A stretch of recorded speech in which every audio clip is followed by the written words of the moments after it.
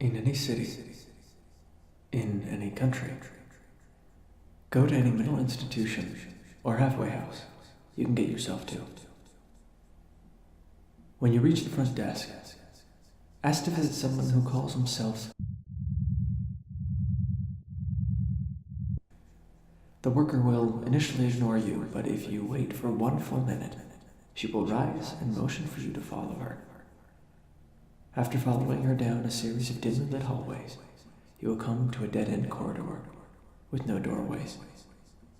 The worker will motion to the end of the hallway and promptly leave you without a word. You must walk to the end of the hallway without speaking a word. Once you reach the end, place your hands upon the wall to reveal that it is an illusion which you may walk through.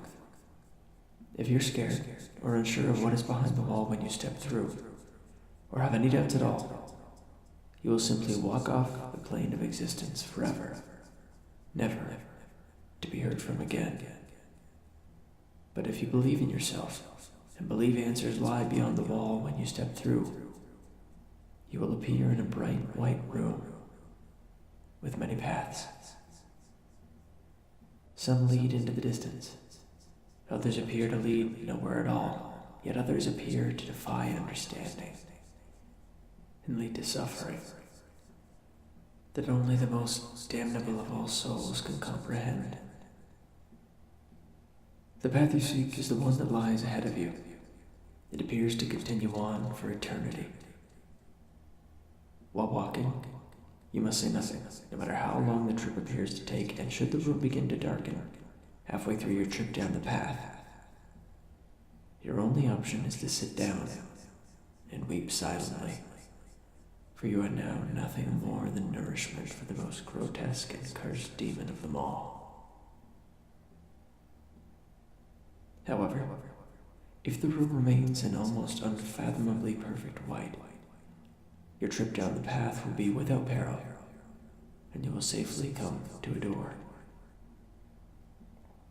At this point, you need do nothing, as the door opens to you to reveal a room which appears an impossibility. It is not big, but not small, not lit, but not dark. It appears to be everything, and nothing. Equals and opposites are meaningless in this room. It is said that most who enter are driven to a maddening insanity.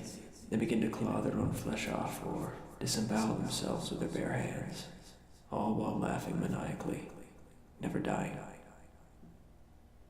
This will be their fate for eternity.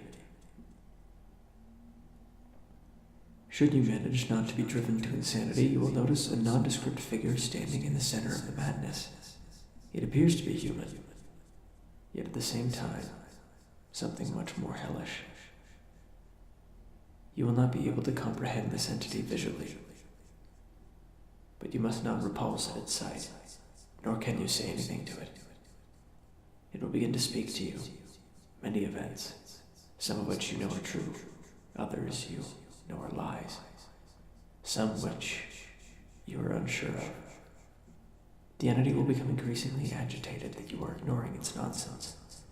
You must refrain from saying anything at all until the entity falls silent briefly and then asks, "What would you do if they were all brought together?"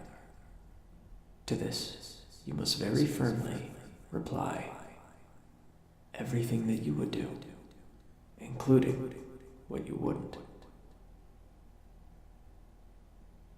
The entity will stare at you blankly for a moment.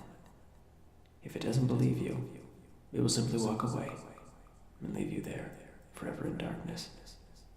If it does believe you, however, it will reach its hand out and give you a small, seemingly immaterial glowing object.